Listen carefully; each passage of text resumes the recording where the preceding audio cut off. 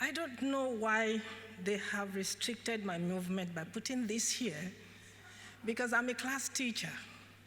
And in the classroom, if you stay one place, all your students are going to fall asleep. So it's my prayer that you don't fall asleep. So I'll be speaking on quality data. Why is this essential for us in developing countries? Why is it essential for us in Ghana? Is this thing working? Good. We can have data without information. I have to come back here, sorry. We can have data without information, but absolutely no way for us to have information without data. And it's not so much about the information that we're talking about, but how do we transform this information into insight? And how does this inform our decisions? How does it inform the policies that we formulate? How does this help us in assessing the performance of our interventions? That's the bottom line. It's not so much as how much data you have or how much information you can get from the data.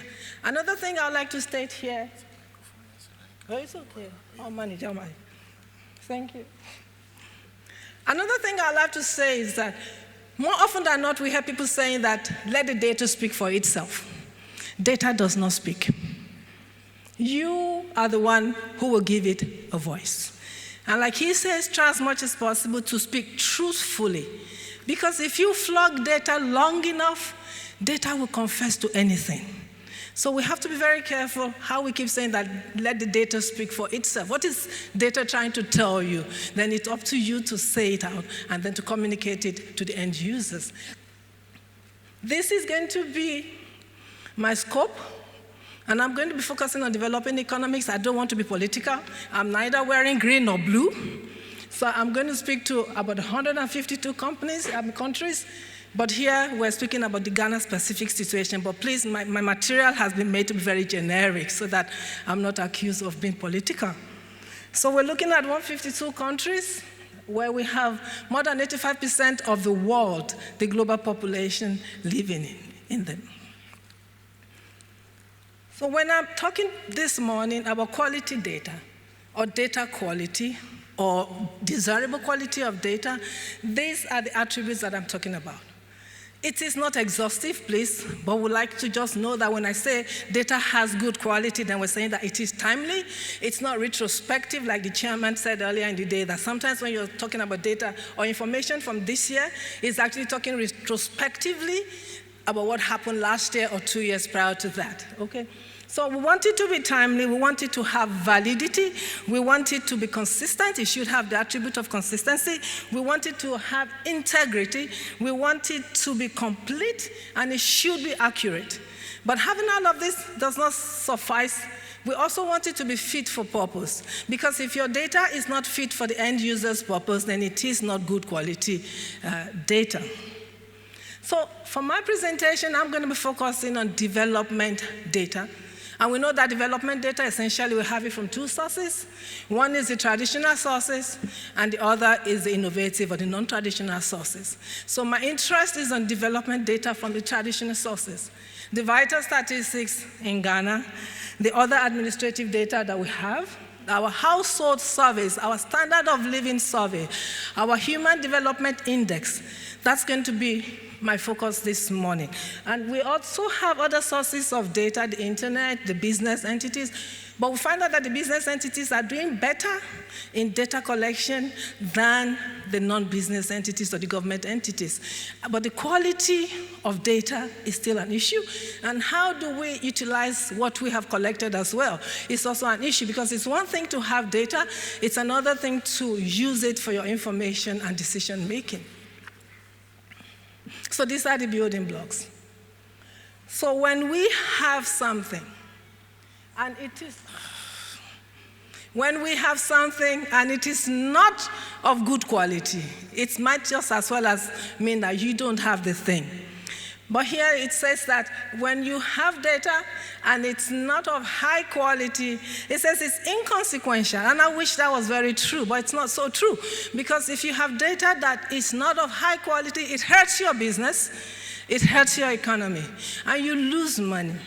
When your data is of low quality, we don't have so much information about how much it costs us in Ghana, but I can give you an idea of how much it costs to use low-quality data in the United States.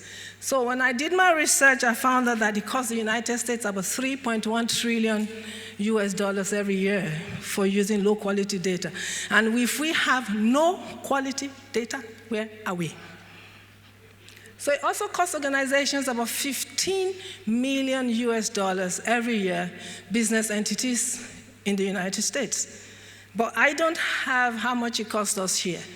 So when Forbes, that's from a Forbes study, when Forbes did that study, it was observed that about 60% of all the companies that were assessed in that study, they did not even assess how much using low data was costing them, or low quality data was costing them. So if you don't measure it, how do you want to control it?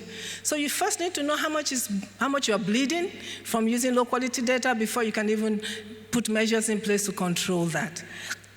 And of all those that had the data available, only 0.5% of the data was ever analyzed or used in decision-making process. So you have entities that are sitting on gold mines of data that are not using it to their advantage.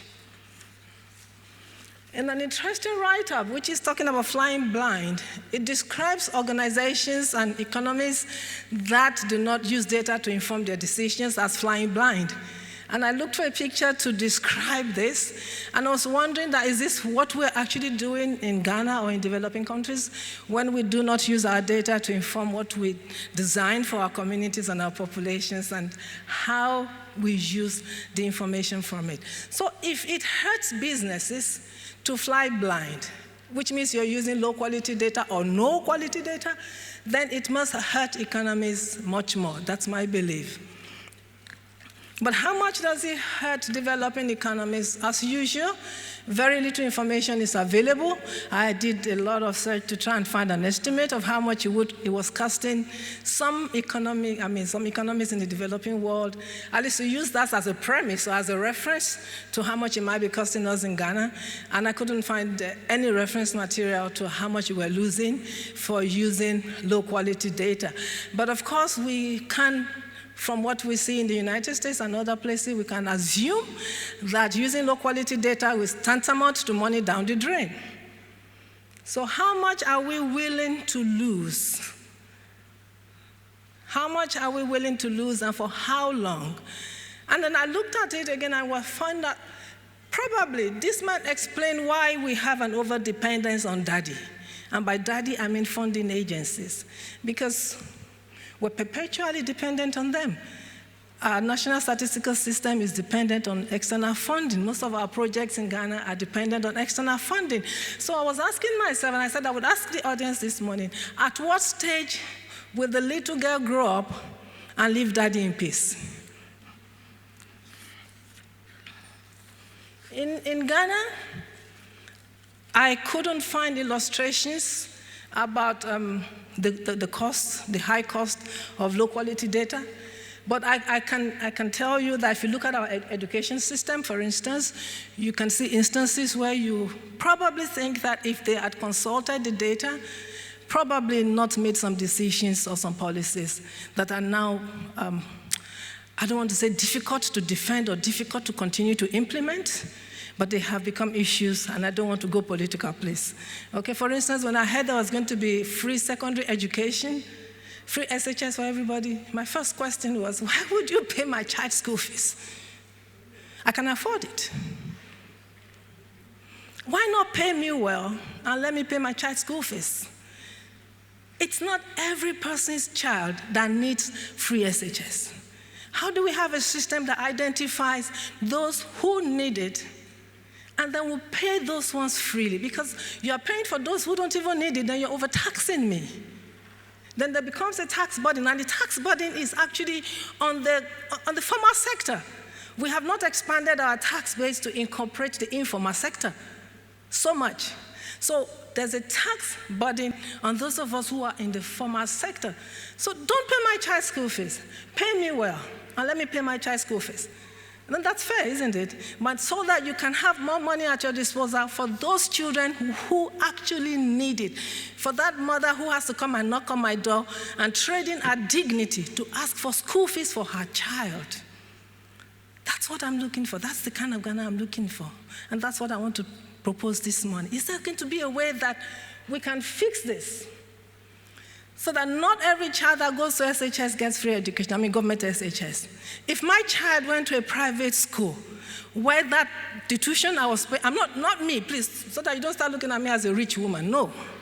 I'm just speaking generally, please. Please forgive me. So if I put my child in school, and the school fees I'm paying for that child in lower school, in basic school, is the same as somebody will be paying in the university as a fee-paying student, then my child goes to infancy PIM, and he doesn't pay school fees. It really doesn't, it's not too logical for me. And we have a lot of people who drive big vehicles like you politicians, and they're taking their children to infancy PIM. The chop box, the content of the chop box more than pays for the school fees. Yeah. Maybe. Thank you. And then we can look at the road networks.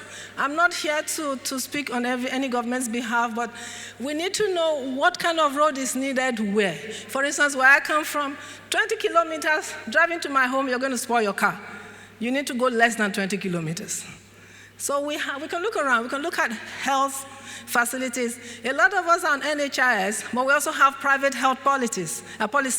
So why do we put everybody on NHIS when we can afford to pay for private health policies? I could be wrong, but these are just my thoughts. So what kind of data do we have in developing countries? I have been in some meetings with Ghana Statistical Services, and then I found out that the biggest problem I see is that we do not have a culture of data use. We all complain about inflation. We talk about inflation and the cost of living. But if I ask anyone in this room, what is the difference in how much you were paying to feed your household 5 months ago and how much you have needed to add on now for this last month, I'm not sure I'm going to get a specific answer. Because it's not in our culture. We can talk about Bibre, we can talk about Kitwe, but we can't talk in actual numbers. I think it's part of our culture. So another problem we have is that most of our estimates, especially on health and other socioeconomic indicators, are often uncertain because they are not systematically produced. So the time interval sometimes is also uneven. So making reference becomes a problem. Also, we have development indicators that are often estimated from some models, not because we actually have the data. We need to speak from data information. It's about time that we started measuring things like, how do I measure the health development index? 3 major components are in it. Your life expectancy of the average person in the country, and the second one is how long you spend in education or the quality of education you have, and the quality of life. So how do you convince me that the economy of my country is doing well when it doesn't translate to my life? And then another issue we often have is that where we most need the data, it's not readily available there. It's not readily available there.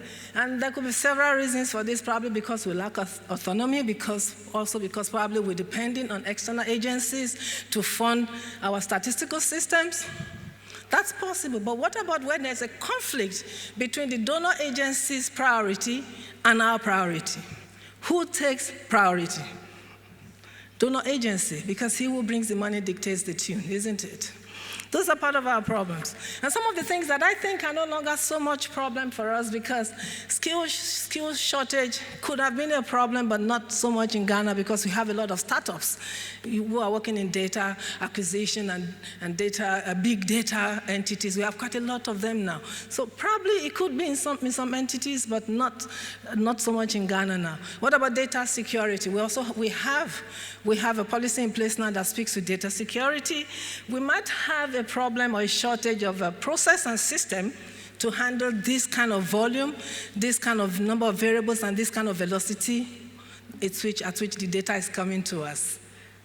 So how do we handle the large data in Ghana? So we have a lot of situations, we have a lot of opportunities, but how do we harness these opportunities? I would like to describe our situation when I looked at the Ghanaian situation and from the literature search, I see that there's a sharp increase. I see that there's a sharp increase in availability of data, but this comes with limited access, and it also is not free. Not only is it free, you hardly would find data that you can readily download for use. And when you finally pay for it, and I've gone through this process before, when you finally pay for it, it's not in a very usable format because it's very porous. I mean, you have a lot of incompleteness in it. And not just that, it's not in a format that is readily machine readable. I was part of the team that had to work on the COVID-19 data at the very early start of it, and we had serious challenges with the quality of data that was given to us to work with. So if we take the pain to put structures in place to have proper quality data, what are the dividends that can accrue to us as a nation and as a people? One of the immediate dividends that we will see, and this is not exhaustive, we can have short-term dividends and we can have long-term dividends. Immediate dividends will be the public policy that we'll make will be more people-centered, and it will be better informed, and then we'll be able to properly assess the performance of our interventions, because it's one thing to have interventions, it's another thing to be able to properly assess how these interventions have achieved their purpose. That's one of our problems, and it was when we were looking at our report and assessing our performance in the Millennium Development Goals in 2015 that our data deficiency became very obvious. We also have the African Union 2063 agenda. How are we going to assess how well we have performed there? These are all challenges that when we deal with our data quality problem, they can easily be fixed for us. And when you have proper data information and translate it to information and insight, you have resources being properly utilized. So you maximize the available resources, because we will never have sufficient resources. It's an optimization problem. It's simply how do you maximize the use of what is available to you. And then we can have better dividends on social infrastructure.